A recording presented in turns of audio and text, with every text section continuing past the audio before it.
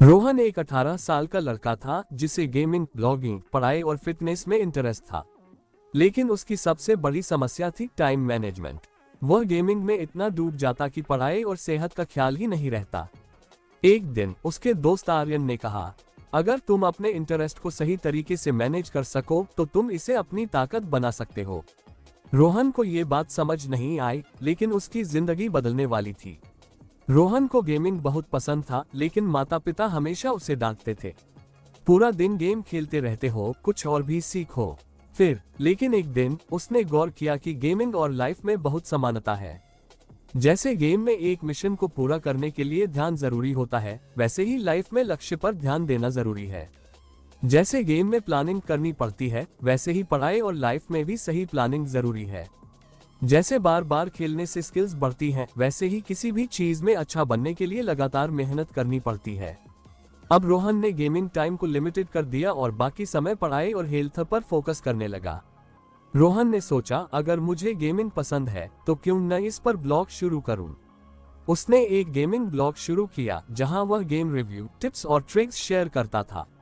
धीरे धीरे उसका ब्लॉग पॉपुलर होने लगा और उसे स्पॉन्सरशिप और एड से पैसे आने लगे। अगर तुम्हें किसी चीज में दिलचस्पी है तो उसे पैशन और करियर दोनों बना सकते हो। रोहन को पढ़ाई बोरिंग लगती थी, लेकिन उसने अपने ब्लॉग और गेमिंग से एक चीज सीखी, इंटरेस्ट पैदा करना। उसने पढ़ाई को गेम की तरह लिया। उसने गोल सेट किए, टारगेट बनाए और खुद को रिवॉर्ड देना शुरू किया। पोमोडोरो टेक्निक अपनाए, 25 मिनट फोकस, फिर 5 मिनट का ब्रेक। वीडियो और ऑडियो लर्निंग का इस्तेमाल किया। बोरिंग किताबों की जगह उसने यूट्यूब और पॉडकास्ट से पढ़ाई करना शुरू किया। अब पढ़ाई बोरिंग नहीं बल्कि मजेदार हो गई। रोहन ने महसूस किया कि अच्छी सेहत के बिना कुछ भी मुमकिन नहीं। अब वह रोज सुबह 30 मिनट एक्सरसाइज करने लगा। फास्ट फूड छोड़कर हेल्दी डाइट अपनाए। स्क्रीन टाइम कम किया और आंखों की देखभाल के लिए हर 30 मिनट पर ब्रेक लेने लगा। अब उसका फोकस, एनर्जी और मोटिवेशन पहले से कहीं ज्यादा बढ़ गया था। अब रोहन की जिंदगी पूरी तरह बदल चुकी थी। उसने अपने शौक को करियर में बदला। उसने पढ़ाई को गेम की तरह बनाकर मजेदार कर दिया।